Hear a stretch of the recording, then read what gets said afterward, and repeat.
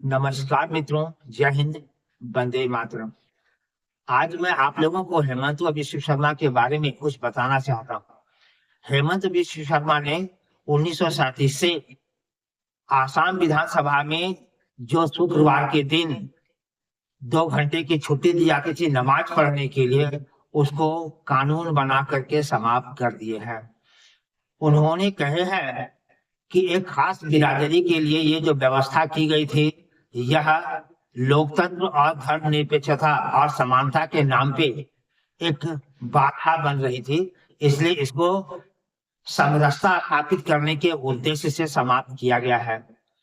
उन्होंने यह भी तर्क दिए हैं कि यह जो है भेदभाव वाला व्यवस्था था।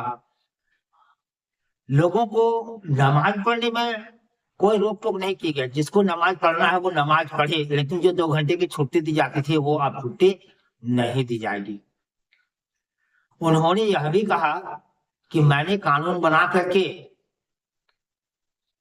आसाम में विवाह के लिए 18 साल और 21 साल का उम्र तय कर दिया है। 18 साल लड़कियों का, मेरी मुस्लिम बेटियों का 18 साल, और बच्चों का जो है 21 साल में विवाह होना तय किया गया है। और विवाह के बाद सरकार के घर में जाकर के, नगर निगम में जाकर के विवाह का रजिस्ट्रेशन करना अनिवार्य कर दिया गया है। दूसरी ओर यह व्यवस्था की गई है कि अगर कोई बाल विवाह किया जाएगा तो वह मान्य नहीं होगा। साथ ही साथ यह भी व्यवस्था की गई है कि अब व्यक्ति एक से अधिक विवाह नहीं कर सकेंगे। ये वास्तव में देखा जाए तो लोकतंत्र को सफल बनाने के लिए उठाया गया हेमंत विश्व शर्मा का एक बहुत ही सही कदम है। क्योंकि भारत लोकतांत्रिक देश है, धर्मनिरपेक्ष देश है और समानता वाला देश है। यहाँ शासन जो है संविधान के आधार पर चलता है, तो फिर किसी खास धर्म के लोगों को विशेष छूट देना उचित नहीं है। इसी को आधार बना करके ही ये सारे निर्णय लिए गए हैं। इसलिए पूरे देश में लोकतंत्र के आधार को मजबूत करने के लिए हेमंत विश्व शर्मा की काफी गुणगान की जा रही है।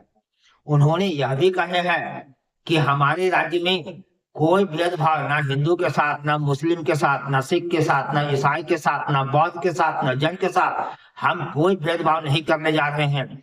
बल्कि हमारी नजर में, कानून की नजर में, सरकार की नजर में सभी लोग एक समान हैं और हमें सबको विकास के लिए समान अवसर उपलब्ध कराने हैं।